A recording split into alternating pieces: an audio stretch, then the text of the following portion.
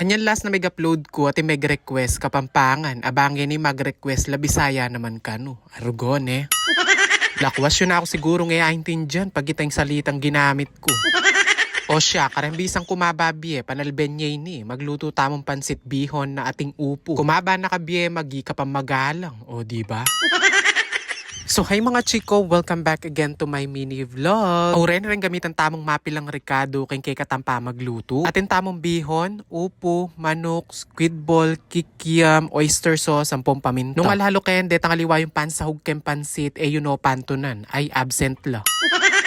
Belatan ko nalapin mga bilis din kay katang upo. Kay ba't mong belatan ay pangilyan mo no na naman. Ing manok ka pamulugta mo pe bukal kekeng asin. Tapos itas sabonan yan yugse kasi magamit pa yan. Kabang pabo ka lang kay tam manok pengili ko no rening squid ball ang pong kikiam. Ko lamalyaring lage buuden ay pilyan dala.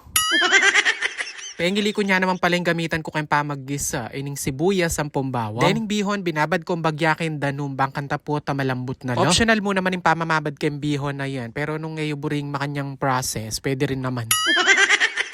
Ring upo, liglugang ko na la, bangkan tapota, lagi na lagi. Bayo ko manggisa, pinrito ko no parening kay katampan sa hugas squid ball, ang porening kikiam. Minuna no retang squid ball kuno videohan. Iba't ko memerito menggisa na akong bawang ang sibuyas. Maglagay kan dita ka paminta, potang kay, lagay mo niya naman tam manok. Pihalu-halo miya mo nga na, pimbangkan ta kumapit siya lasa keng manok. Peglagay ko rin palang katas na ningat sweetin, yan nung akit yu, mesa yaya kule. O diba, buriyo yan eh.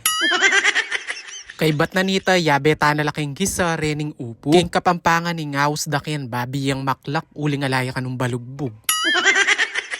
Uling atin tamong pegbuka lang manok, yapin niya ning maginas sabo. Anyang bubukal ne, legay ko na ning oyster sauce. Iba't rening bihon. Bewasan ko pala ing gule, bangkanta ma-overcook. Kaya lagwanan kasi pa, binabad mo yung bihon, ayan, saguli mo niyang iluto kanya. Pihalo-halo, kumuha hanggang maluto itang bihon, tapos sa unay, lagay ko noretan toppings. Bahala na kayo nga kung nano pamburi yung pampalasa ing lagay. Adjust according to your taste nga napin.